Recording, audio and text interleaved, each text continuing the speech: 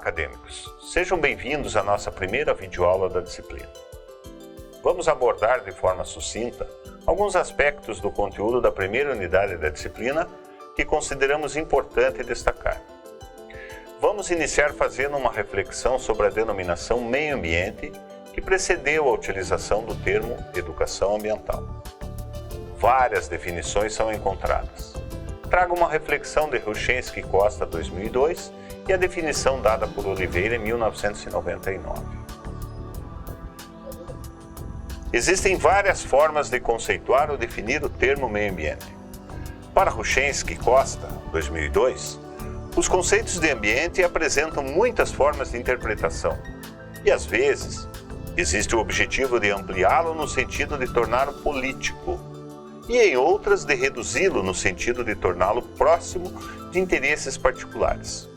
Trago aqui uma definição de meio ambiente proposta por Oliveira em 1999. O ambiente é o homem e o seu lugar. Mais do que isso, é o homem no seu lugar, no seu entorno, e a interação sistêmica que se dá entre o homem e o restante interativo. Surgiram então muitas vertentes ideológicas sobre a concepção de ambiente. A primeira vertente, a antropocêntrica, proposta por Immanuel Kant no século XVIII, tinha como característica principal o ser humano como sendo superior em relação às demais formas de vida, por ser racional, o único dotado de valor intrínseco. A biocêntrica, proposta por Paul Taylor em 1986, tinha como característica que todos os seres vivos devem ser respeitados, considerando a vida em si mesmo. Todos os seres vivos têm o mesmo valor. A terceira vertente, a ecocêntrica, foi proposta por Aldo Leopoldo em 1949, centrada nas espécies e sistemas naturais. O ser humano pertence a um sistema. Havia como preocupação o ecossistema. A última vertente proposta, a sensocêntrica, foi proposta por Peter Singer em 1979. Para ele, todas as espécies são sencientes, ou seja, que têm dor, merecem os mesmos privilégios dos seres humanos. Para Kant, o indivíduo deveria buscar as regras entre o certo e o errado na sua própria razão, procurando a liberdade e a autonomia. Aldo Leopoldo, em 1949, tem como princípio o desenvolvimento da vida, relacionado com a interdependência entre os seres vivos. Estes, ao fazerem parte de um sistema como um todo.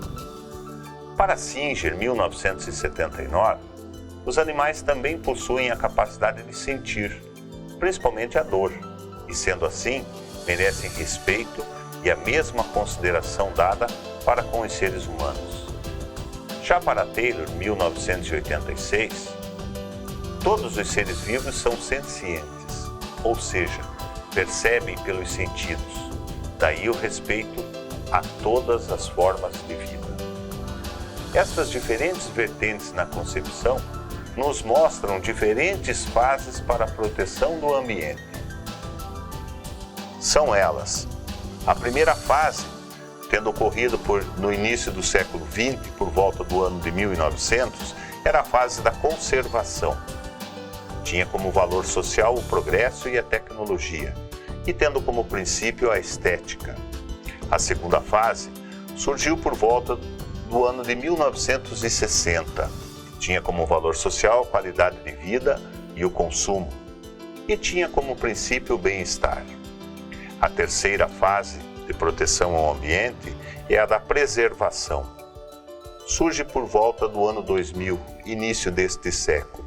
Tinha como valor social o desenvolvimento sustentável e havia como princípio a ética.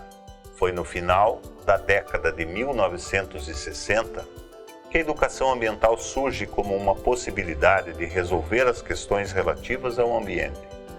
Porém, não existe um consenso sobre a sua definição. Não há consenso sobre a data de início de utilização do termo educação ambiental. A primeira definição para alguns foi na Conferência Mundial da Biosfera, realizada em Paris no ano de 1968. É um processo de educação ao longo da vida que se realiza nas escolas de todos os tipos e níveis, e também em atividades fora da escola, integrados no seio da educação geral. Outra definição, a proposta em Tbilisi em 1977, foi a definição mais aceita internacionalmente. Para eles, a educação ambiental é um processo de reconhecimento de valores e clarificação de conceitos, objetivando o desenvolvimento das habilidades e modificando as atividades em relação ao meio, para entender e apreciar as inter-relações entre os seres humanos, suas culturas e seus meios biofísicos. A educação ambiental também está relacionada com a prática das tomadas de decisões e a ética que conduzem para a melhoria da qualidade de vida.